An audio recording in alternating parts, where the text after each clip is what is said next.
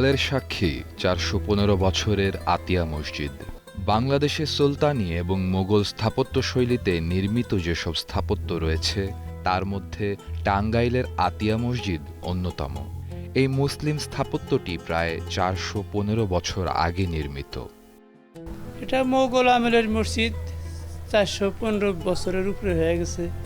এই হিসাবে এই মসজিদটা দেশে এবং বিদেশে বেশি প্রশংসিত।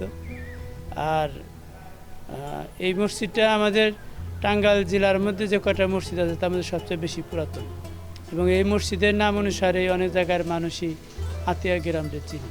আমাদের এই মসজিদটা সাইদ খান পন্নী করছেন, যিনি মোগলদের এই অঞ্চলের প্রথম সেনাপতি ছিলেন।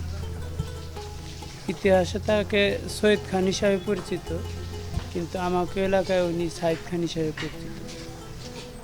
উনি ১৬০৯ সালে এই মসজিদটা উদ্বোধন করছেন, এবং এই মসজিদের কাজ তারও প্রায় ৮-১০ বছর আগে শুরু করছে। টাঙ্গাইল শহরের দক্ষিণ পশ্চিমে ৮ কিলোমিটার দূরে ঐতিহাসিক আতিয়া মসজিদটির অবস্থান। ১৯৭৮ সালে ১০ টাকার নোটের প্রচ্ছদে প্রথম আতিয়া মসজিদটি স্থান পায়। এরপর ১৯৮২ সালে পরিবর্তিত ১০ টাকার নোটের প্রচ্ছদেও স্থান পায় আতিয়া মসজিদ। এতে দেশবাসীর কাছে সহজেই মসজিদটি পরিচিতি লাভ করে।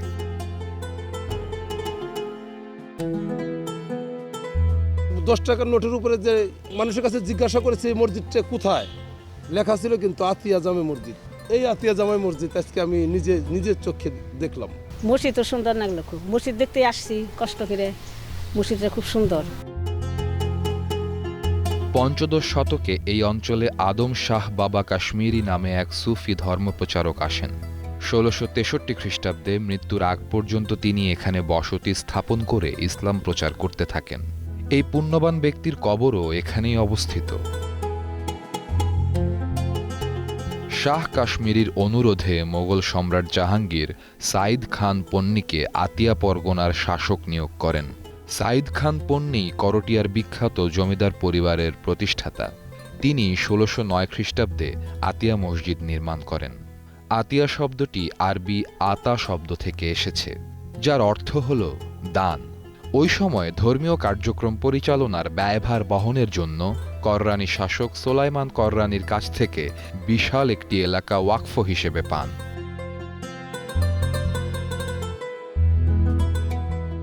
সুলতানি ও মোগল আমলের স্থাপত্য শিল্পরীতির সমন্বয়ে নির্মিত এ মসজিদের পরিকল্পনা ও নির্মাণ কাজে নিযুক্ত ছিলেন প্রখ্যাত স্থপতি মুহাম্মদ খাঁ।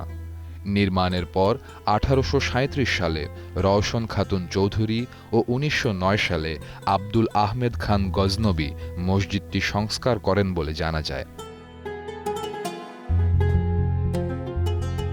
প্রাচীন এই মসজিদটি দৈর্ঘ্যে ১৮.২৯ মিটার, প্রস্থে ১২.১৯ মিটার। মসজিদের দেওয়ালের পুরুত্ব ২.২৩ মিটার ও উচ্চতা ৪৪ ফুট।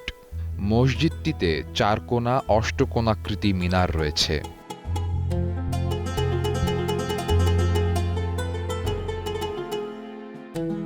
মসজিদটির প্রধান কক্ষ ও বারান্দা দুই ভাগে বিভক্ত। মসজিদের পূর্ব ও মাঝের দেওয়ালে রয়েছে একটি করে দরজা। বারান্দা সহ উত্তর দক্ষিণ দেওয়ালে রয়েছে দুটো করে দরজা। ভেতরের পশ্চিম দেওয়ালে রয়েছে ৩টি সুন্দর মেহরাব। প্রধান কক্ষের প্রত্যেক দেওয়ালের সঙ্গে ২টি করে পাথরের তৈরি স্তম্ভ আছে। প্রধান কক্ষের উপরে রয়েছে একটি বিশাল মনোমুগ্ধকর গম্বুজ। বারান্দার পূর্ব দেওয়ালে রয়েছে ৩টি প্রবেশপথ। মাঝখানের প্রবেশপথের উপরের অংশের নিম্নভাগে একটি শিলালিপি রয়েছে।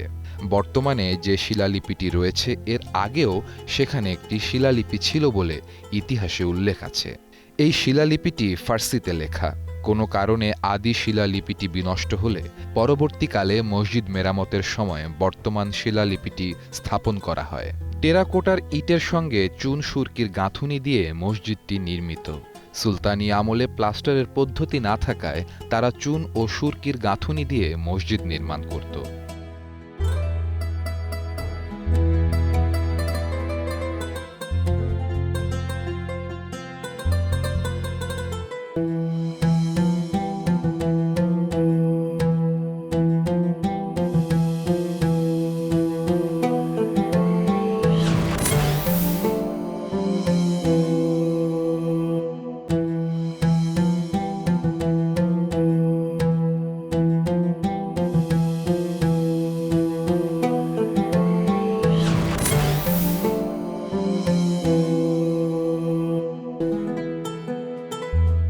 প্রাচীন স্থাপত্যের এক অনন্য নিদর্শন হয়ে দাঁড়িয়ে আছে আতিয়া জামে মসজিদ।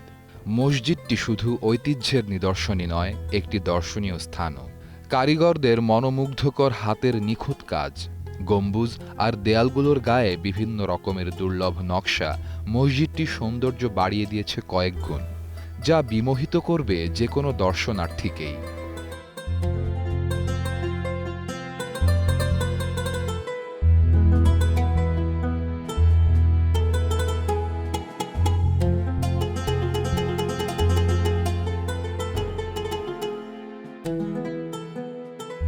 এই আতিয়া মসজিদের যে এই দালানটা বা এই নকশাগুলো এখনো আগের মতোই আছে, তার জন্য এটা ভ্রমণার্থীদের কাছে ওই আকর্ষণটা এখনো ধরে আছে।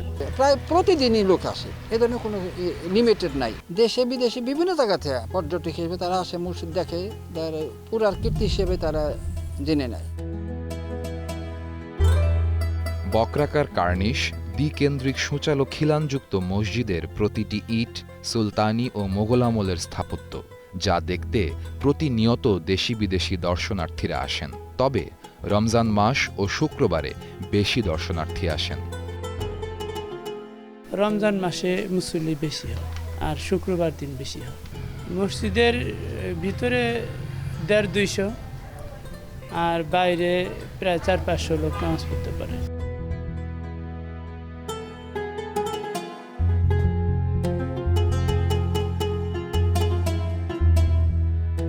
সব মিলিয়ে আতিয়া মসজিদ যুগসন্ধি লগ্নের স্থাপত্য ও নিদর্শন রূপে পরিচিত।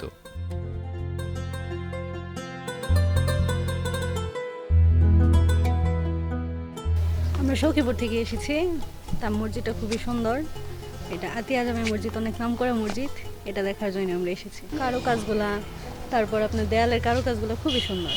এই মসজিদের নকশাটা অনেক সুন্দর। ঢাকার যেরকম অ্যাজ ইউজুয়াল সব জায়গায় একই রকমের একটা নকশা, এটা একটু আলাদা, সবগুলো মসজিদ থেকে একটু আলাদা, প্রাচীন একটা নিদর্শনের মসজিদের মধ্যে প্রকাশ পায় এই মসজিদের নকশায়। অনেক ছোট হিসেবেও অনেক সুন্দর, মানে গোছানো একটা মসজিদ, দেখে খুবই মন জয় করার মতো একটা মসজিদ। এই মসজিদের আসলে বিশেষত্ব বলবো যে দেয়ালে যে কারুকাজগুলো, যেটা আমাদের মানে আমরা সচরাচর কোনো মসজিদে আমরা দেখতে পাই না। তো এই কারুকার্যগুলো যে কারো মনে আকৃষ্ট করবে। যদিও দেয়ালে কিছু ক্ষতিগ্রস্ত হয়েছে, তারপরে কিছু দেয়াল এখনো টিকে আছে, যেটাকে এখনো সংরক্ষণ করে রাখা হয়েছে। সারা বাংলাদেশ, পৃথিবীর বিভিন্ন দেশ থেকেও লোকজন আসে দেখার জন্য। আমেরিকা, লন্ডন, তারপর আপনার ফ্রান্স, ব্রিটেন, এইসব দেশের থেকে বেশি আসে।